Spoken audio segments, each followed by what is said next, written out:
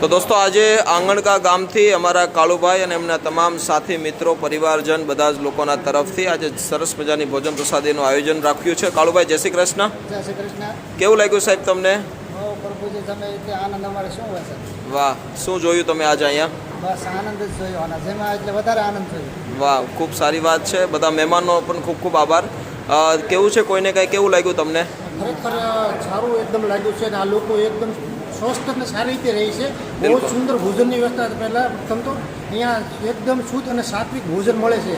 બિલકુલ. અને ભોજન અને ભજન એ પ્રતાપ માણસના માટે સારો કહેવાય. બિલકુલ. ઉત્તમ કાર્ય એક સાધુ કાર્ય કરે એવું કાર્ય તમે કરી રહ્યા છો. ખૂબ આનંદ થયો તમારો બધાનો. કાર્ય છે.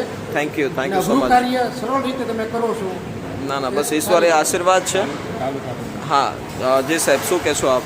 બસ ખૂબ આનંદ આવ્યો. હું તાલુકા પંચાયત પ્રમુખ પ્રતિનિધિ તરીકે એટલું જ કહેવા માગું છું સભ્ય સમાજને કે અહીંયા આવો અને પ્રભુજી અમારા કાળુભાઈનો ખૂબ ખૂબ આભાર કે પોતાના છોકરાના લગ્નમાં જે જમણવાર હોય એવું વ્યવસ્થિત જમણવાર એને અહીંયા ગોઠવું છે અને પ્રભુજી જમે છે. ખૂબ આનંદ આવ્યો અને બધા લોકોને હું કહેવા માગું છું કે તમારા નાના મોટા પ્રસંગ હોય ઘરે તો અહીંયા આવો, તમને ખૂબ આનંદ આવશે. બિલકુલ બિલકુલ. તમારો થેન્ક યુ સો મચ. આપનો બધાનો પણ ખૂબ ખૂબ આભાર કે તમારો બધાનો કિંમતી સમય કાઢીને આવ્યા છો. બધાનો દિલથી ધન્યવાદ. બધાને સારું લાગ્યું ને? વાહ. અને બસ બધાનું એક સારું ભોજન મળે છે એટલા માટે એની માનસિક સ્થિતિ સારી છે. બાકી બધા એક દિવસ એમને ગાંડા સમજતા હતા. લાગે છે તમને કોઈ ગાંડા અહીંયા? Thank you so much. શું કહો છો Pravinbhai?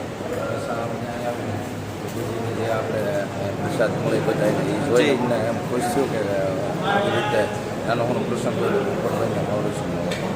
Thank you so much. બધાનો દિલથી ખૂબ ખૂબ ધન્યવાદ. અને બસ દોસ્તો, એક સારું ભોજન જ પ્રભુજીની સારી માનસિક સ્થિતિ કરે છે. તો તમે પણ એકવાર ચોક્કસથી આવજો, દરેક પ્રભુજીને જમાડજો અને તમારી આજુબાજુ પણ કોઈ પણ એવા વ્યક્તિ હોય દુઃખી હોય તેનું પેટ ભરજો.